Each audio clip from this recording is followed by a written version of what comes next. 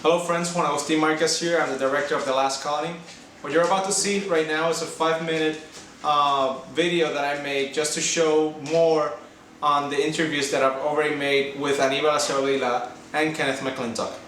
As I've said many times before, the documentary The Last Colony is going to be an all-inclusive project where independence and the Soberanista movement will also be included, and many other interviews will be made.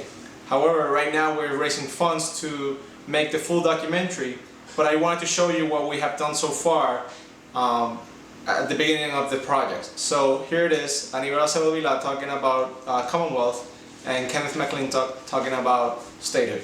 Enjoy.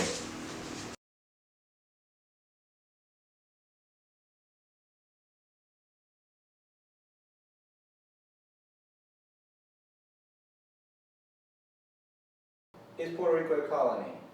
Look, that I don't like to waste my time in all those legal discussions. Whether we have a totally democratic relationship with the United States, my answer will be no. Whether we have now a better option than statehood and independence, my answer will be yes.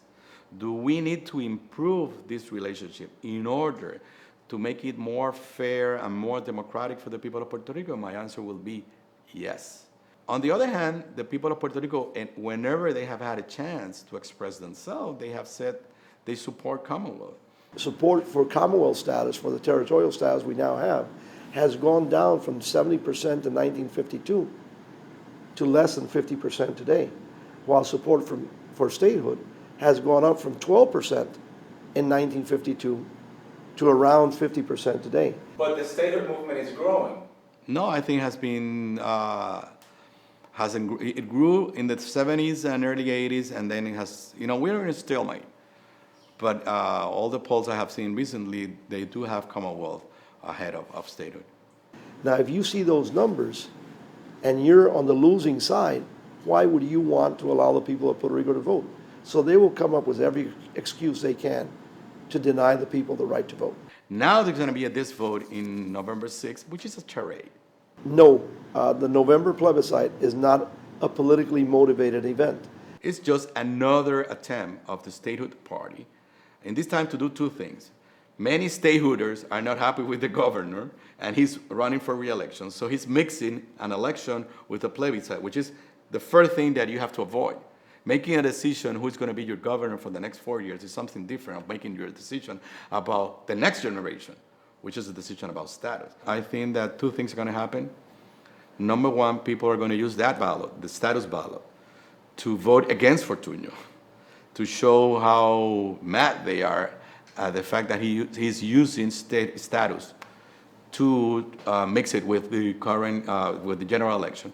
But the other thing I think is going to happen is that people are going to reject statehood over there and look for ways to show their support for Commonwealth. Statehood for Puerto Rico because it is a natural political status for any American citizen. Puerto Ricans have been American citizens since 1917. Puerto Rico has been under the American flag for 114 years. And it's time for us to either decide whether we want to join the Union or we want to separate from the United States.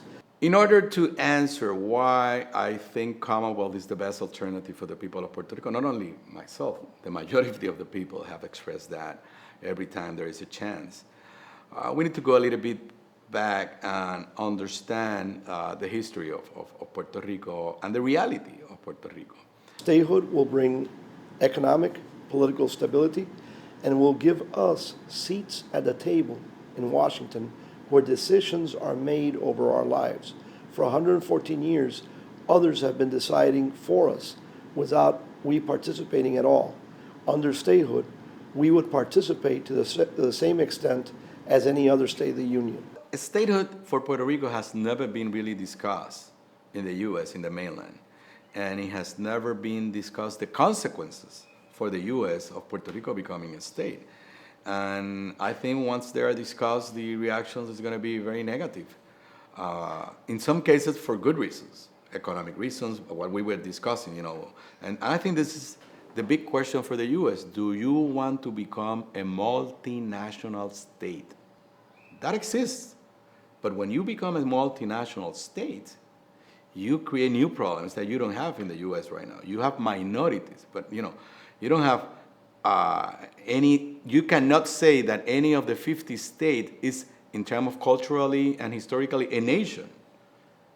In the case of Puerto Rico, yes, we have all those sociological qualities of being a nation, and being Commonwealth doesn't has any contradiction with that, but becoming a state. It's a dignified status where we would not be depending on dole-outs from the federal government, and where we would be receiving participation in federal programs based on a right and not on falling on our knees and requesting assistance.